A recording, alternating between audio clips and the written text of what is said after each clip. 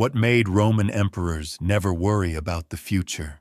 What wisdom carried Marcus Aurelius through storms of betrayal, sickness, and loneliness without breaking? And what lesson from Epictetus could make you see through every false smile without letting bitterness settle in your heart?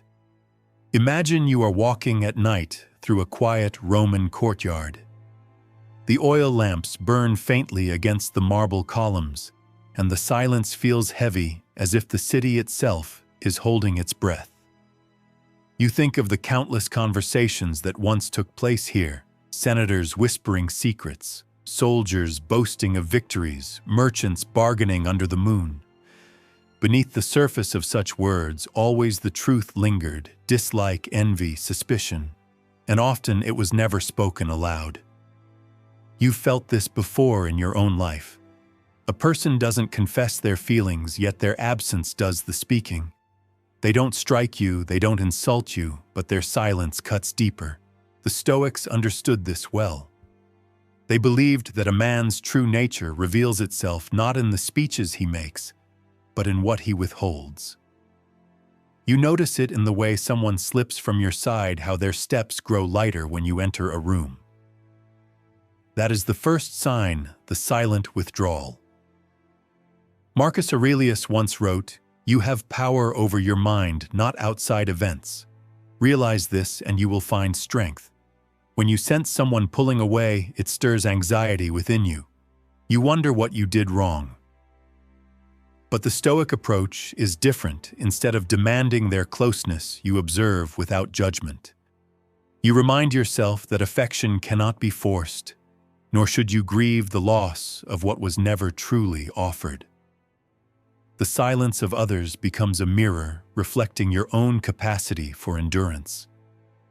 Think of Marcus himself. As emperor surrounded by legions and courtiers, he was not free from hidden dislike. Many who bowed before him did so with resentment in their hearts. Some of his generals longed for power. Senators whispered against him in shadowed halls, and yet Marcus did not run from their silent withdrawal. Instead, he accepted it as part of nature, as unavoidable as the shifting of seasons. He reminded himself each morning in his meditations that he would meet men who are deceitful, envious, arrogant, and ungrateful. Their withdrawal was no surprise and therefore no wound. You notice this truth in modern life as well. A coworker suddenly shortens their replies, or a friend no longer shares stories with you as they once did. They do not announce their dislike. They let silence bear it. The Stoic question then arises, will you spend your energy chasing their approval, or will you learn to stand calmly within yourself? If you chase, you will only fall deeper into anxiety. But if you stand, you may discover a deeper freedom. The realization that your worth is not diminished by the absence of their words. Philosophers have long debated whether silence is a neutral act or an act of hostility. Is the one who withdraws simply protecting their peace, or are they casting judgment upon you? The Stoics would answer, it does not matter. For your judgment is the only thing under your control. You cannot demand to know the reasons of another man's silence. You cannot force him to speak. But you can control whether his absence turns into your torment. You can choose to see it as a natural signal, like the falling of leaves in autumn, and in that recognition, you preserve your tranquility.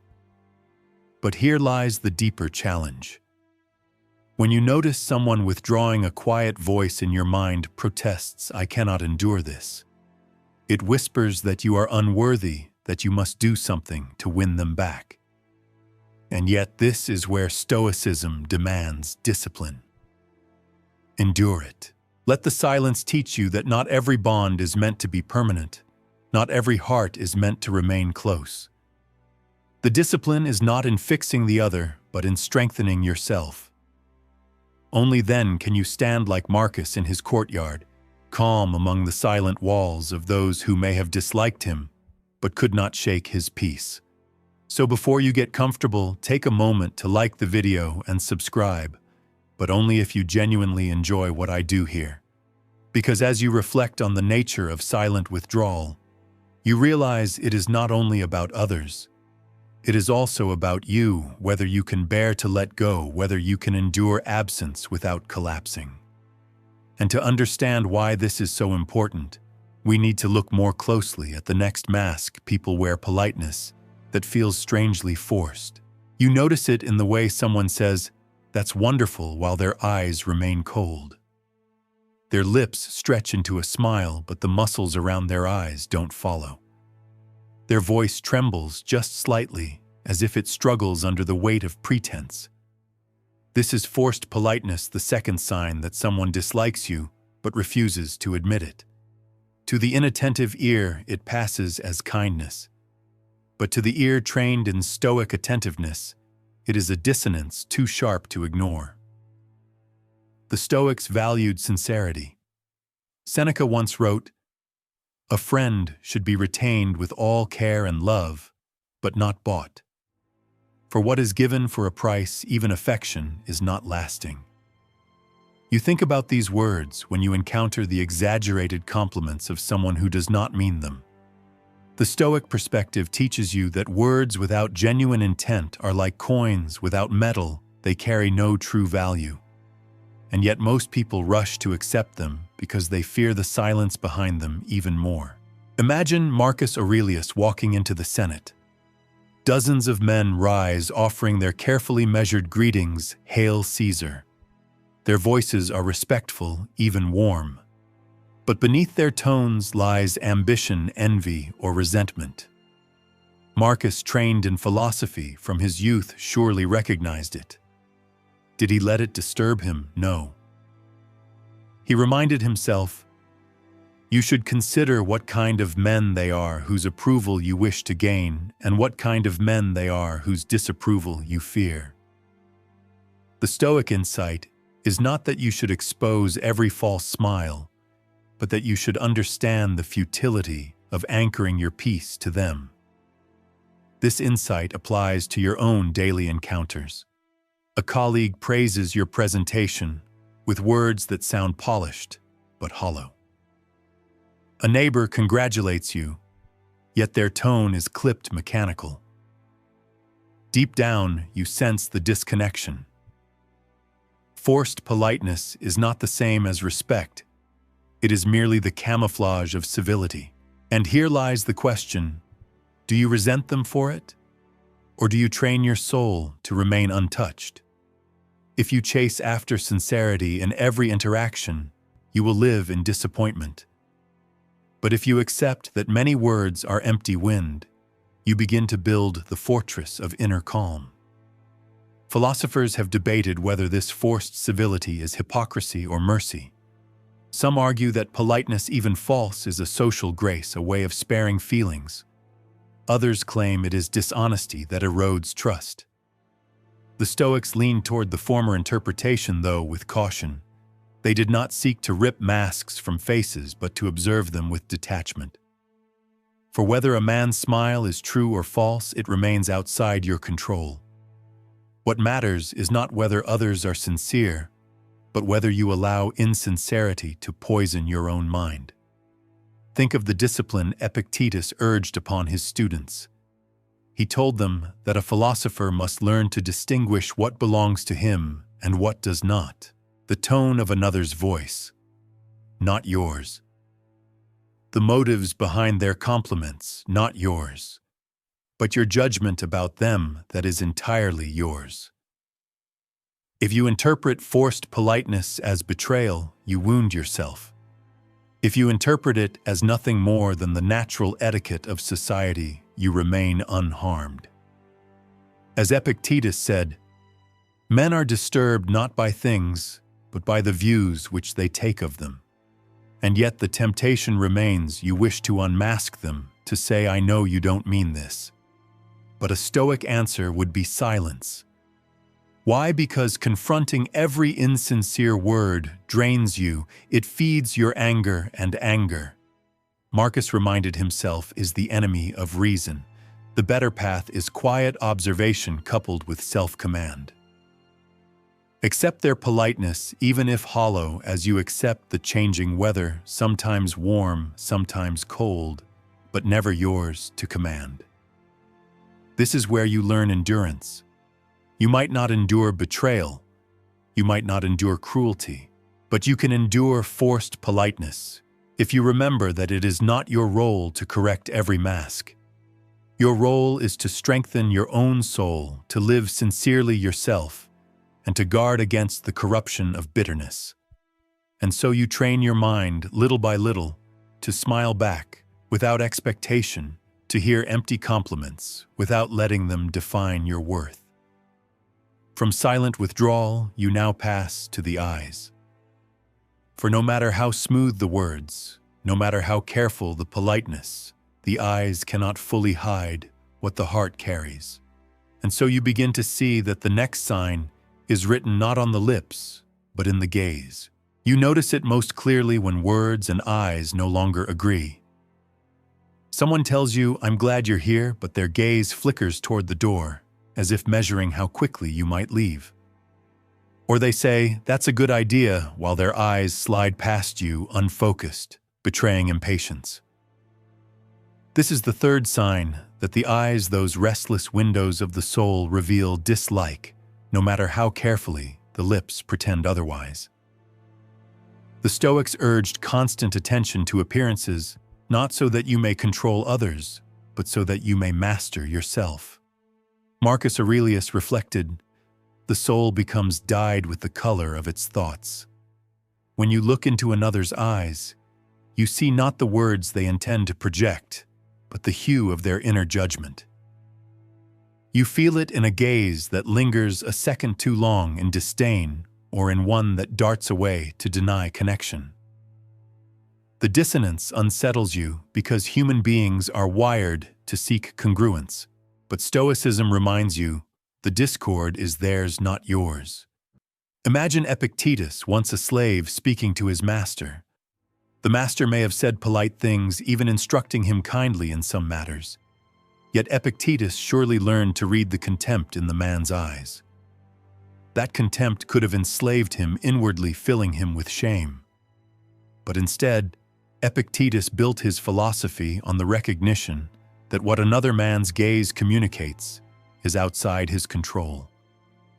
The master's disdain mattered no more than the weather. Epictetus's freedom lay in refusing to surrender his judgment to it. You experience this today in meetings, conversations, or even passing encounters. A person's eyes dim when you speak, or they roll subtly when you look away. You wonder, is this dislike or just fatigue? And here lies the philosophical debate. Scholars have long asked, can a glance be trusted as evidence of emotion? Is it fair to build conclusions upon such fleeting signals? The Stoic answer again does not rest in certainty, but in discipline. You may never know the full truth behind another's eyes. But you can discipline your own response, refusing to be ruled by suspicion. Seneca wrote, "We suffer more often in imagination than in reality." If you obsess over every flicker of an eye, you invent whole stories of dislike that may not exist. You injure yourself by interpreting too quickly. But if you ignore all signals entirely, you risk blindness to the real currents of resentment. The middle path is Stoic awareness. Acknowledge the gaze, admit the possibility, but do not let it command your peace. Accept it as a hint, not a verdict. Marcus Aurelius practiced this detachment daily. In the imperial court, men bowed with rehearsed gestures, but their eyes gave them away. Some burned with envy, others with fear, and still others with cold calculation. Marcus, trained in philosophy, did not waste himself condemning every glance. He observed, he understood, and he reminded himself. When you wake each morning, remind yourself you will meet the deceitful, the ungrateful, the arrogant, the treacherous. They act so because they know not good from evil. By preparing his mind in advance, the emperor was never shocked when a gaze revealed what lips tried to hide. In your own life, the discipline is the same. Someone's eyes betray dislike. You notice it, you breathe, and you remind yourself, this belongs to them, not to me. You do not retaliate with a glare of your own. You do not burden yourself with speculation. Instead, you anchor in the practice of inner composure. Your task is not to master their gaze, but to master your own heart in the face of it. Yet you cannot ignore that people often try to compensate for their eyes with another tactic: exaggerated agreement. They hope that nods and affirmations will cloak the dislike that their eyes betray. And so as you move forward, you begin to see that the fourth sign is not silence, not politeness, not even glances, but agreement that feels too eager to be real. You notice it in the rhythm of conversation. Every suggestion you make is met with an eager nod, every comment with an instant yes, absolutely, as though agreement is a shield they are desperate to hold between you. At first it feels flattering, this person seems to support you fully. But over time, the uniformity of their assent begins to feel hollow. This is the fourth sign: excessive agreement, a harmony so polished it becomes suspicious, a surface smooth enough to conceal the roughness of dislike underneath. The Stoics warned often against false appearances. Epictetus told his students, "If you want to improve, be content to be thought foolish and stupid." In other words, do not trust appearances of approval, for approval itself can be meaningless. Excessive agreement is not always born of admiration. Sometimes it springs from fear, from avoidance, or from hidden aversion. By agreeing too quickly, the other person avoids true engagement with you. Their words are not a bridge, but a curtain. Think of Marcus Aurelius at court, surrounded by flatterers. As emperor, he was praised endlessly, his generals assuring him of victories, his advisors nodding at his every decision. But Marcus understood the danger of such hollow affirmation.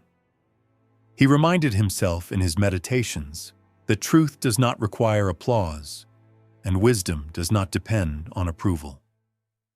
He trained himself to separate honest counsel from empty echo, for he knew that agreement given too easily often masks resentment too deep to be spoken. You see this in modern life when someone echoes every opinion you share. If you say you like a film, they agree. If you propose a plan, they nod. But when tested, when actual effort or risk is required, they vanish. Their agreement was never rooted in respect, but in convenience.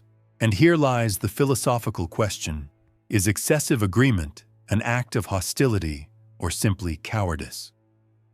Some scholars argue that it is the most polite form of avoidance, a way of smoothing over conflict. Others see it as dishonesty, a refusal to stand in the truth. The Stoics cut through the debate whether cowardice or deceit. It remains external, outside your control. What matters is how you receive it. Seneca warned against depending too much on the chorus of approval. He said, "The approval of such men adds nothing to my peace, nor does their criticism disturb me." This is your shield.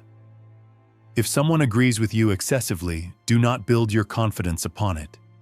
If their words lack resistance, do not confuse it with trust. Instead, measure your worth by the harmony of your own reason, not by the nods of others.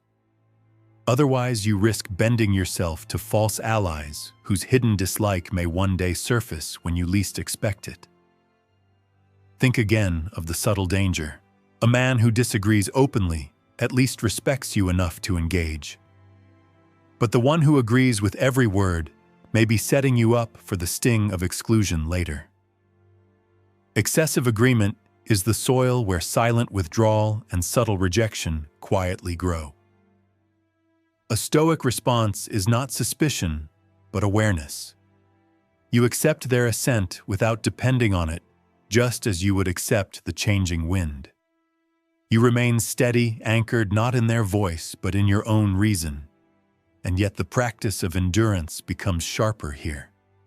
because part of you longs for authentic connection, for someone to say, "No, I see it differently." Excessive agreement denies you that honesty.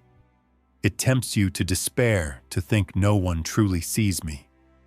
But Marcus Aurelius would remind you, it is not what they say, but what you do with your soul that matters.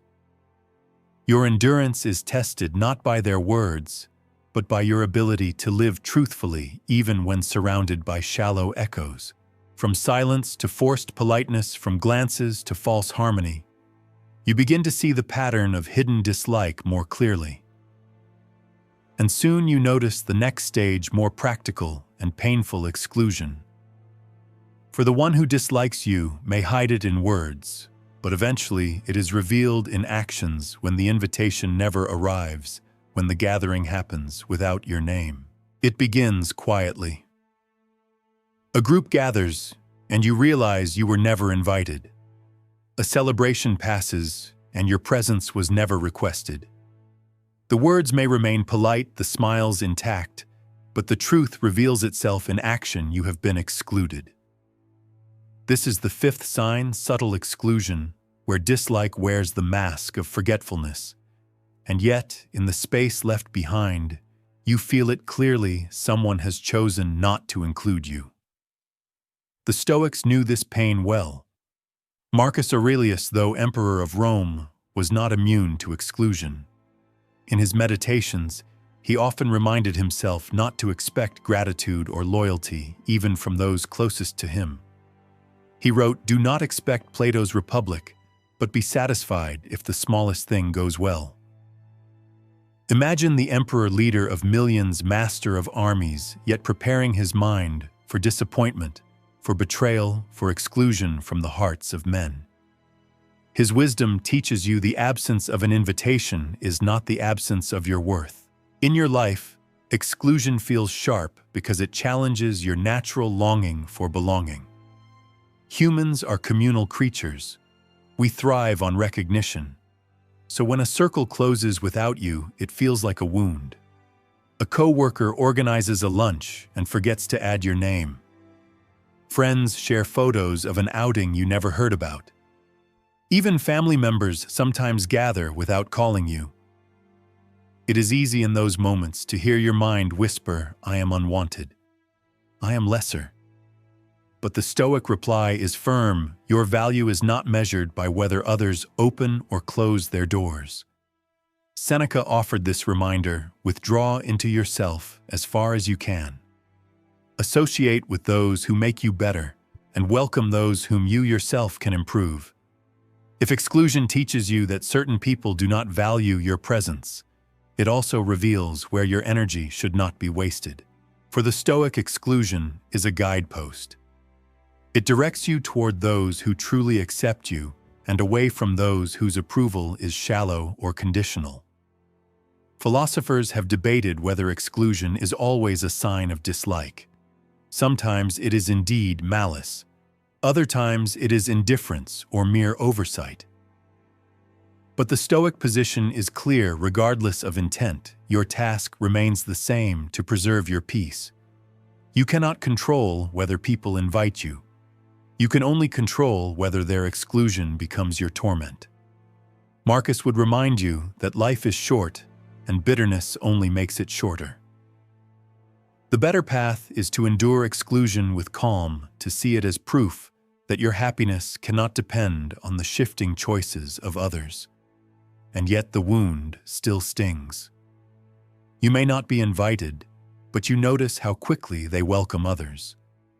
You see how laughter continues without you, and you feel the temptation to respond with resentment or to withdraw completely from the world. But this is the very moment where Stoic endurance must be strongest. Epictetus would remind you, remember that you are an actor in a play which the author chooses. If your role is to stand outside one circle, it may also be to shine within another. Imagine Marcus Aurelius walking the streets of Rome. Perhaps he overhears a gathering of senators mocking him in his absence. He could summon them, demand loyalty, force his inclusion through fear. But instead he continues his walk. He observes the Tiber flowing, the children playing, the soldiers marching. He remembers that the order of the universe is vast, and the petty exclusions of men are but small currents within it. He is emperor, yet still excluded, and still he endures. In your own life, you can learn to meet exclusion not with bitterness, but with clarity. If you are left out, you say to yourself, so be it. You focus on what is within reach, your actions, your virtue, your capacity for peace. You choose companions not out of desperation, but out of alignment with reason. For the greatest inclusion you can ever seek is within your own soul, to be whole, regardless of who welcomes you or who turns you away. But exclusion rarely stands alone. It often paves the way for another sign, more direct, yet subtle in its sting. For those who dislike you may not stop at silence, politeness, glances, or absence. They may reveal themselves in the way they treat your words, with quick dismissal, as if your voice has no weight. You speak, and before your thought is even finished, their response cuts across you. You share an idea, and it is waved away with a flick of the hand, as though your words were dust floating in the air. This is the sixth sign, quick dismissal. Nothing reveals hidden dislike more than the consistent brushing aside of your contributions, the quiet erosion of your voice in conversation. The Stoics taught that true worth is not measured by the applause of others. Epictetus urged his students, "If you want to improve, be content to be thought foolish and stupid. In this you find a strange strength. For when someone dismisses your words, the sting is sharp only if you cling to their recognition as proof of your value." A Stoic instead sees such dismissal as a chance to practice indifference, to anchor worth, not in external validation, but in the reason within. Think of Marcus Aurelius among his generals. In council, he may have suggested a course of action, only to watch as others brushed his words aside in favor of their own ambitions. Even as emperor, he could not force sincerity of respect. Yet he did not crumble under disregard. Instead, he reflected, "It is not what they say or do, but what I do with my soul that matters. The world may dismiss you, but if you hold your reason steady, you remain undiminished." In modern life, dismissal appears in many small forms. You share a proposal in a meeting and others rush past it without pause. You voice a thought in a group of friends, only for the conversation to leap elsewhere, as though you never spoke. Even in family, your advice may be brushed aside with a sigh or a roll of the eyes. The temptation here is to fight, "Listen to me, see me, respect me." But the Stoic discipline calls you to step back, to ask whether your peace should depend on their recognition at all. Philosophers have long debated whether dismissal reflects the weakness of the speaker or the prejudice of the listener. Some argue that if your words are overlooked, perhaps they lack weight. Others counter that dismissal often reveals the blindness or envy of those who refuse to hear. Stoicism offers clarity. It matters little which is true. What matters is whether you allow dismissal to disturb your equilibrium. If your voice comes from reason, then rejection cannot erase its truth. Seneca wrote, "The wise man is self-sufficient. He can do without friends not because he desires to, but because he possesses himself." Apply this lesson to your speech. If your words are true, they require no applause to be real. If your thoughts are grounded in reason, dismissal cannot unmake them. The wise person carries self-sufficiency even in conversation. To be dismissed is not to be silenced. It is merely to be tested, and yet the test is not easy. Quick dismissal tempts you toward anger. You feel the urge to retaliate, to interrupt back, to prove yourself louder. But Marcus Aurelius reminds you the best revenge is not to be like your enemy. To meet dismissal with dignity is to preserve your soul. It is to let your words stand even if ignored, and to continue in calm silence when others rush to bury them. Consider also the possibility that dismissal may free you. If others refuse your words, you need not waste your energy forcing them. You can turn your attention to those who truly listen or simply keep your counsel within. Epictetus told his students that wisdom is often mocked in the marketplace, but it is still wisdom. Your task is not to win every ear, but to protect your reason from corruption. So you begin to notice dislike hides in these small gestures of rejection. And yet even when dismissed, you learn endurance. You learn to rest in the security of your own mind rather than the unstable judgments of others. But what follows dismissal is another sign, perhaps subtler still, the slow withdrawal of effort. They no longer match your energy, no longer meet you halfway. They give only the minimum, and in that unequal effort, their hidden dislike becomes plain. You notice the imbalance not in grand gestures, but in the small, persistent ways effort fades. Messages receive shorter replies. Shared plans require you to push, while they offer only minimal response. You extend a hand, and they give back little more than a fingertip. This is the seventh sign: unequal effort, when someone invests just enough to appear civil, but never enough to truly engage. The Stoics warned against relying on the reciprocity of others. Marcus Aurelius wrote, "Do not expect to receive gratitude, but be satisfied if you have done a good deed." In these words lies a reminder: your peace cannot be bound to the equality of effort in relationships.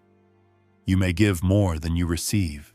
You may labor in friendship, in work, or in family without seeing your efforts mirrored. And yet the Stoic way is to continue your work without bitterness, for your virtue lies in what you give, not in what you gain. Imagine Marcus Aurelius in his role as emperor, striving tirelessly to protect Rome. He endured endless campaigns against invading tribes, pouring his energy into defending the empire. Yet how many soldiers thanked him? How many senators matched his devotion? Few, if any. Most were content to benefit from his labor without sharing in it. And still, Marcus did not withdraw into resentment. Instead, he anchored himself in the discipline of justice, reminding himself that his duty was to act rightly, whether or not others matched his effort. In your own life, unequal effort cuts deep because it suggests a lack of care. When you are the one initiating, inviting, or sustaining connection, while the other gives little in return, the imbalance feels like rejection. It tempts you to despair. Why do I give so much if they give so little? But the Stoic discipline challenges you here. Seneca advised, "A man is as unhappy as he has convinced himself he is. If you interpret unequal effort as proof of your unworthiness, you wound yourself. If you see it instead as a test of endurance, you gain strength." Philosophers have debated whether relationships must be equal to be genuine. Some argue that reciprocity is the essence of friendship. Others contend that true virtue lies in giving without measure, expecting nothing in return. The Stoics stood closer to the second view. They believed in giving as an expression of character, not as a contract of exchange. Epictetus reminded his students, "When you kiss your child, say to yourself, 'Tomorrow he may die.'" The teaching was not to withdraw affection, but to recognize that nothing is guaranteed, not even the return of your love. This does not mean you blind yourself to reality. Unequal effort can be a sign of dislike, and awareness protects you from wasting your strength endlessly on barren ground. But the Stoic balance is clear: act generously without tying your peace to whether the other matches you.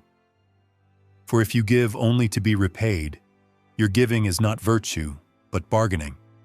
And if you withhold in resentment, you poison your own soul before the other even notices.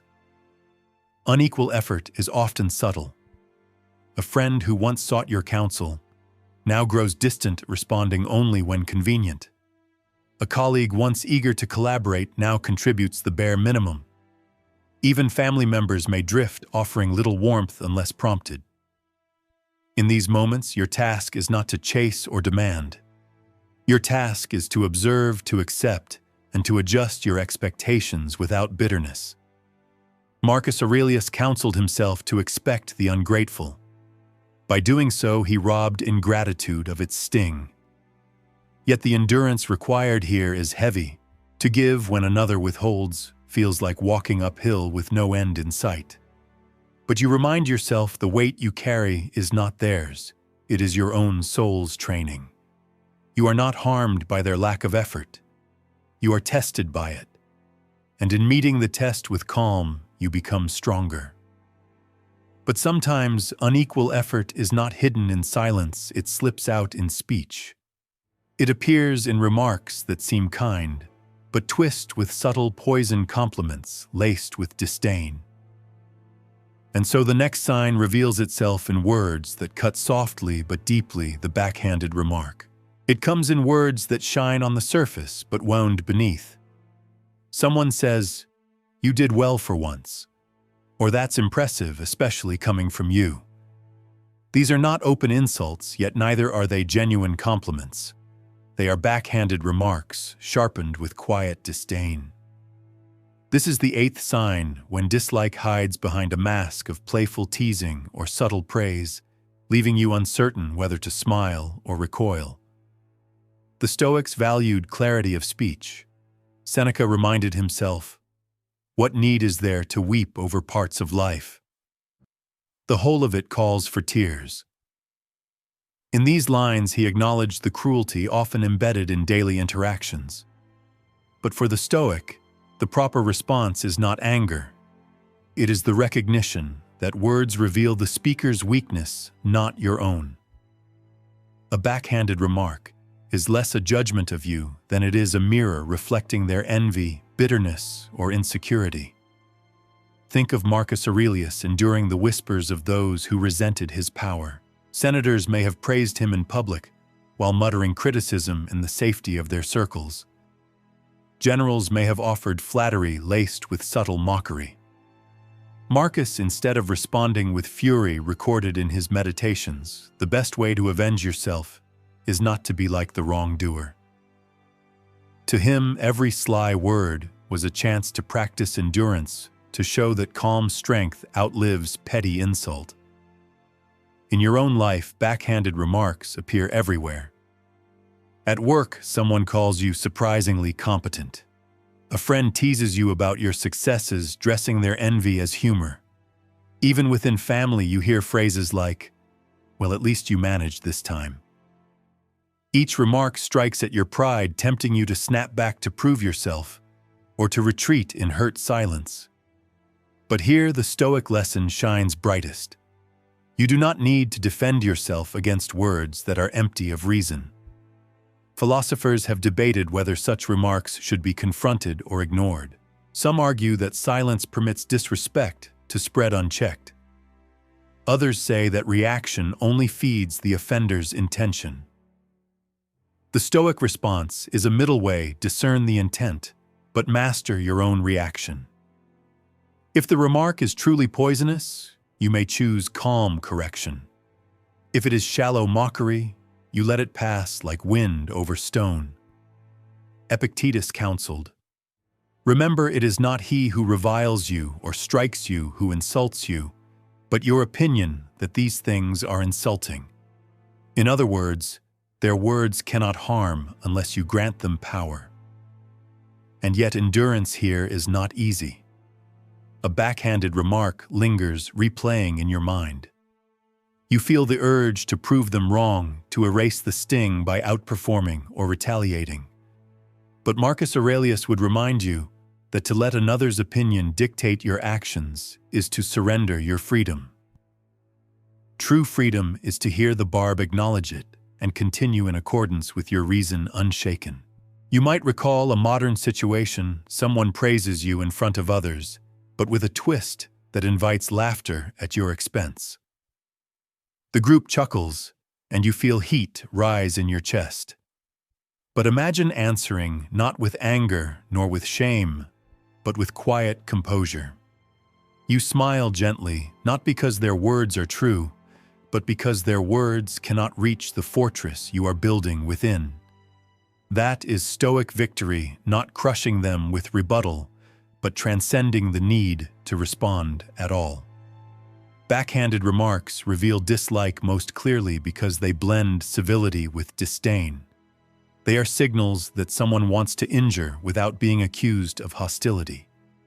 Recognizing them sharpens your perception, but responding with calm sharpens your soul.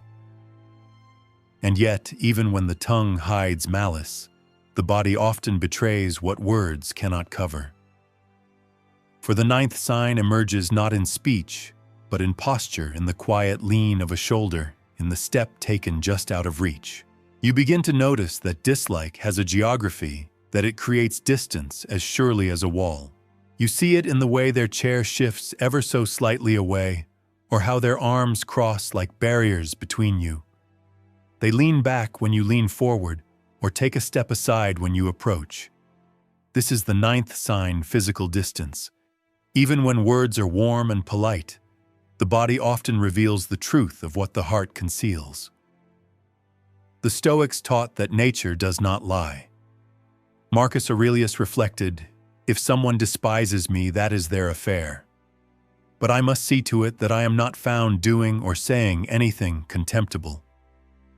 A person may force a smile, but their body unconsciously tends to speak more honestly. They place space where affection would close the gap. They angle themselves toward others while subtly turning away from you. To a careful observer, this distance is more revealing than any phrase. Imagine Marcus among his soldiers on campaign. Some would bow low, calling him father of the army, yet he must have seen which men rode eagerly at his side, and which kept their distance, speaking only when required. Physical proximity was a kind of silent vote. Those who trusted him drew near. Those who harbored resentment held back. As Emperor Marcus could command their obedience but not their hearts, and so he accepted the truth.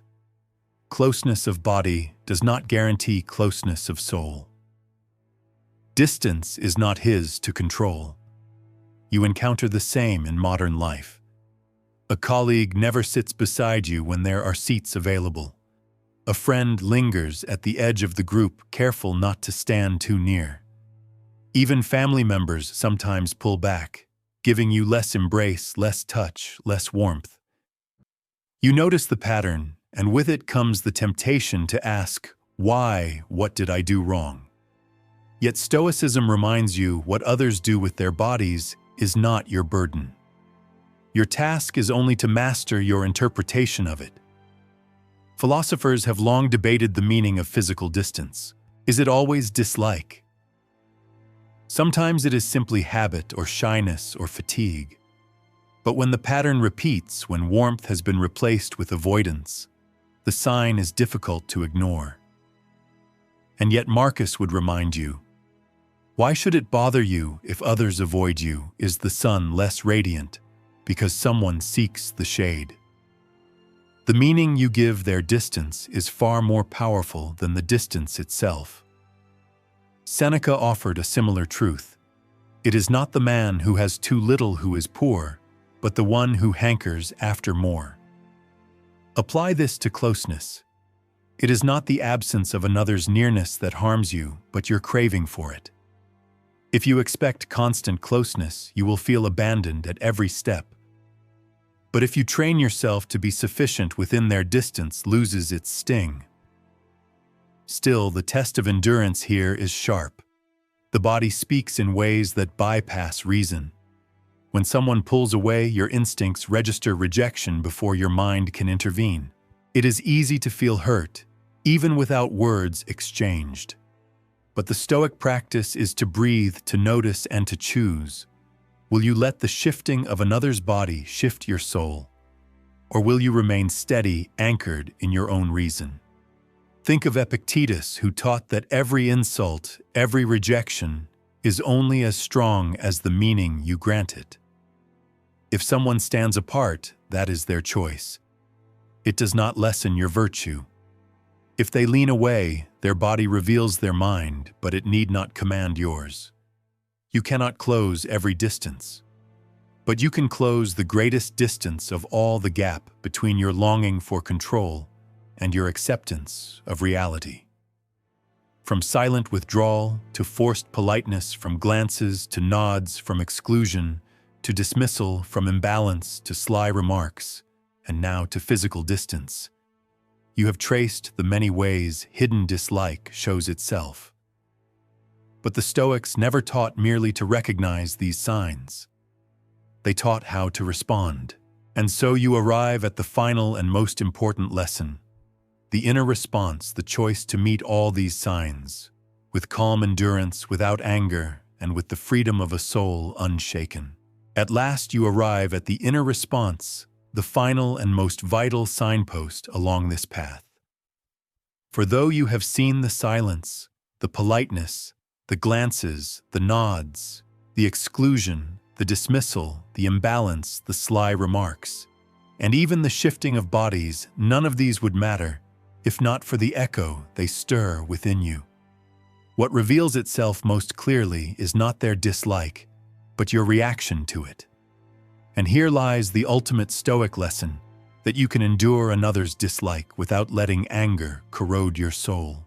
Marcus Aurelius, in the solitude of his tent on campaign, wrote these words to himself: "When you wake each morning, remind yourself that you will meet the interfering, the ungrateful, the arrogant, the treacherous, the envious, the unsociable. All this has befallen them through their ignorance of good and evil." Imagine him preparing his mind before dawn, not with resentment, but with acceptance. He knew he would face hidden dislike each day, yet he chose to meet it with composure, not retaliation. In this practice, he guarded the fortress of his soul. You too face this choice daily. Someone withdraws, someone dismisses, someone mocks with sly words. You feel the spark of anger flicker in your chest, urging you to retaliate, to prove, to punish. But Stoicism whispers differently: do not let them govern your peace. For if you surrender your calm to their actions, you become their servant. The true measure of freedom is not to be untouched by dislike, but to be unenslaved by it. Seneca reminds you we are more often frightened than hurt, and we suffer more from imagination than from reality. How often does another's small gesture of dislike grow monstrous in your mind, replayed until it dominates your thoughts? And yet the Stoic practice is to cut off this growth at the root. See their action for what it is, no more and no less. A silence, a glance, a distance, nothing more. It cannot pierce your reason unless you allow it. Epictetus would tell his students that insult, exclusion, or disdain are merely impressions, appearances presented to your mind.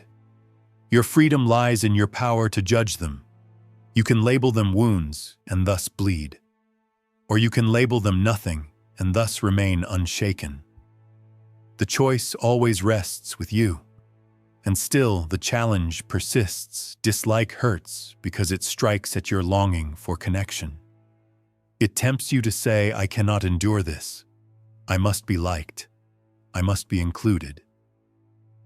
But the Stoic discipline is the art of enduring what seems unbearable, to stand calmly when others lean away, to keep your dignity when others dismiss you, to continue your path when others exclude you. In doing so, you prove the deepest teaching of the Stoics, that the good of your soul depends only on your virtue, never on another's opinion. So you gather all these signs together: the silence, the politeness, the eyes, the nods, the absence, the dismissal, the imbalance, the sly remarks, the distance. They tell you much about others, but they teach you even more about yourself. For your real task is not to expose their dislike, nor to chase their approval, but to practice the inner response, calm, reasoned, unyielding. This is the Stoic way to let others be as they are, and to remain who you must be. And now, as the Roman lamps fade in your imagination, as the city quiets and the footsteps of others drift away, you find yourself alone. Alone, but not abandoned. Alone, but strong in the stillness of your own soul. For even if the world dislikes you, even if every glance hides judgment, you carry within you the calm fire of endurance. And that the Stoics teach is the only approval you will ever need. And so as you rest with these reflections, let the pace of your thoughts slow. Imagine again the quiet Roman courtyard at dusk. The torches burn lower their flames, gentle, their light falling across stone walls worn by centuries. You sit there listening, not to the noise of the crowd, but to the steady rhythm of your own breath. The signs of dislike you have traced, withdrawal, politeness, glances, exclusions still exist in the world. But here in this moment, they no longer disturb you. You remember Marcus Aurelius's gentle insistence that life is short, that anger is wasted, and that peace comes from within. You hear Seneca whispering across the ages that the wise man carries his own company, and that the crowd cannot define his worth. You recall Epictetus teaching his students to accept impressions without surrendering judgment, to see insults as nothing more than words passing on the wind. As these voices settle in your mind, you begin to understand the gift, hidden even in dislike, the chance to train your endurance, to strengthen your character, to prove to yourself that your soul is larger than the opinions of others. Each glance, each silence, each dismissal becomes a lesson in calm. Each sign reminds you of your freedom to choose reason, to choose peace, to choose not to be mastered by another's disdain. So tonight, as the lamps go out and darkness spreads softly across the stones, you rest easier. You are no longer unsettled by who includes you or who turns away. You are no longer desperate for approval. You are enough steady as the ancient walls, calm as the river beyond Rome's gates. And in that calm, you discover the truest Stoic victory, freedom from the storm of other people's opinions.